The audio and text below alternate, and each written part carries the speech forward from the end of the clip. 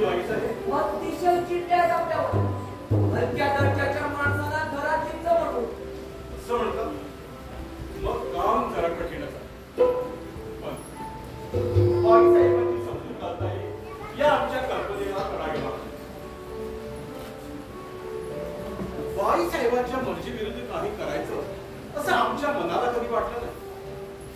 मनाच्या समाधानासाठी हा नसता छंद जडून घेतला आहे जरा. पण त्यामुळे घरची लक्ष्मी नाराज होते हे काही ठीक नाही. पण उगाच तुमच्या या पिढीला बळी पडून आम्ही या पटकरी मंडळींना इथं बोलावलं असं झालं आहे. असं म्हटलं तर मी त्यांना सांगतो भाषा विकायला. छे छे राहू दे. आता ते बरं दिसणार नाही. आणि हे पहा, तिसऱ्या प्रहरी तुम्ही जागेवर असताना महसूल वसुलीच्या याद्या तपासा. बरीचशी बाकी थकली असल्याचा आमच्या निर्देशनास आला आहे. हो आहे करत असत. आजकाल लोकांना कर वसुलीची जाणीवच राहिली नाही. 4-4 वर्षाची वसुली मागे पडली आहे. भोजनानंतर आम्ही थोडी विश्रांती घेऊ आणि नंतर आम्ही त्याची काही जरुरी नाही. मी पाहतो ना. खरं म्हणजे आपण सारा कामकाज माझ्यावर सोपायला हवं होतं. पण भारीच लक्ष घालता आपण या कामात. पण सरकारी काम आहे. आमच्या या असल्या नसत्या छंदाविषयी जर कामात जर उदाई पडली तर त्याचा सारा दोष आमच्या शिरावर येईल. बरं निघा तुम्ही. हो निघालो. रावसाहेब मी काल बोललो होतो त्या कामाचं नाही जमायचं दुसरं केलं. पण तू माझ्या सख्या बहिणीचा म्हणून काय करणार. त्याचा मोठी अक्षर ठीक नाही. शिवाय त्याचा गणितही कच्चा आहे. कसं जमणार. आपण म्हणा तर सहज जमेल. घोड्याचा खरारा गण्याला शिलेदार देऊन चालणार नाही.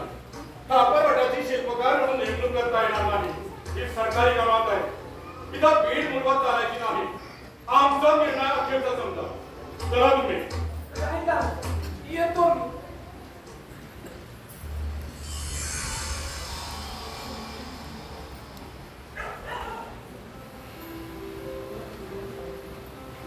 गरबा हो गरबा. कोण कोण मंडळी येऊन गेली सकाळपासून. आणि बाई पण गेली नाही फारशी. म्हणजे पडकरी मंडळी बद्दल बोलत आहात तुम्ही. अशी काय व्यवस्था करून ठेवली त्यांनी. एकदम बेस्ट. त्यांना काही कमी पडता कामा नये. अगदी घरच्यासारखं वाटलं पाहिजे त्यांना इथं. घरच्यासारखं. अहो आल्याबरोबर घराचं गोड करून ठेवलं त्यांनी. आणि थोड्याच वेळात वृंदावन देखील काढली. त्याला हरकत नाही. पण भूक्षेत्र केला नाही म्हणजे झालं. काय बडबडतोय तू. नाही म्हणजे तरी साहेब आज एक बडबड घडलं बघा. आई साहेब अगदी भूष होऊन गेला. काय म्हणतात. हो आपण ती पुष्पा. कशाबद्दल बोलता आहात तुम्ही. आपल्या युरोपानं एक फार सुंदर नवंग नवा भंग रचला. अभंग. आपल्या नियमानं. एकदम फर्माट. काय बरं. खा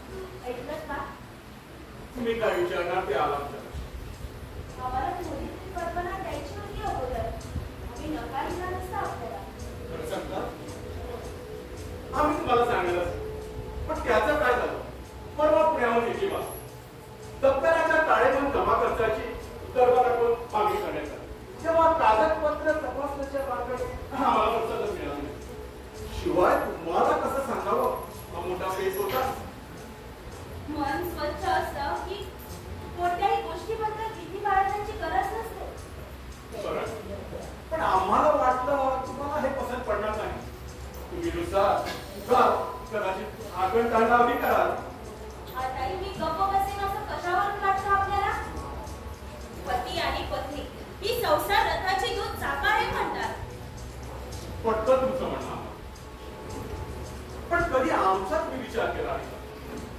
कामाच्या रगड्याखाली जीव अगदी वेडात गेला निघून जातो. दप्तराच्या नव्हे तर सगळ्यात करून आमचं मन त्रस्त होतं. राजकारणाची जबाबदारी म्हणजे शिरावर चाललेली तलवारच. अशा वेळी थकल्या मागल्या जीवाला मनाला थोडा विसावा मिळावा, थोडा थंडगार व्हावा म्हणून आम्ही थोडाफार नाच गाण्याचा छंद केला तर ते गैर ठरेल. मी तसं कुठं म्हटलं आहे? माझं म्हणणं एवढं की आपण माझ्याविषयी अविश्वास दाखवला.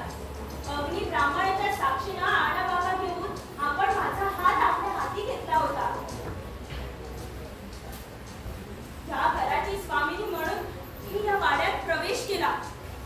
पण आज मला कळून चुकलं की माझा तो अधिकार नाही, माझे ते स्थान नाही, मी या घराची कुणीच नाही. साऱ्या गोष्टीबद्दल आपण बोलता प्रयास करीत आहात. तुमच्या हक्काची पायमल्ली करावी, तुमचा अपमान करावा असा आमचा उद्देश नव्हता. मग मला न सांगता तुम्ही ह्या मंडळींना इथं कसं ठेवला? म्हटलं तुम्हाला हे दुसायचं नाही. म्हणतात ना की बायका मत्सरी आणि संशयी असतात, हे काही खोट आहे का? असतील, पण आपण बायकांना विश्वासात घेतलं, योग्य मान दिला तर आपल्या मोठेपणात आनंदाने जगायचा निर्धार उदारपणा आम्ही बायका करू शकतो. हो तर साऱ्या गोष्टीबद्दल आम्ही तुमची माफी मागतो. मग तर चालत. क्षमा मलाच मागितली पाहिजे इतकं कठोर बोलल्याबद्दल, पण राहावलं नाही म्हणून बोलून चुकली. तुम्ही म्हणत असाल तर आताच त्या फडकरी मंडळींना निरोप देतो. देऊ?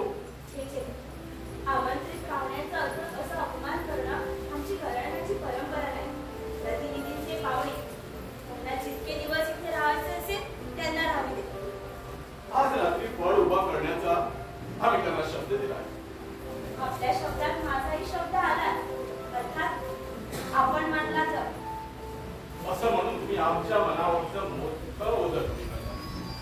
विश्वास ठेवा, शाही प्रभाकर आणि गंगा यांना इथं बोलावणार आमच्या कलाप्रेम आणि रसिकता या व्यतिरिक्त आणखी काहीच नाही आमच्या. मला कशाला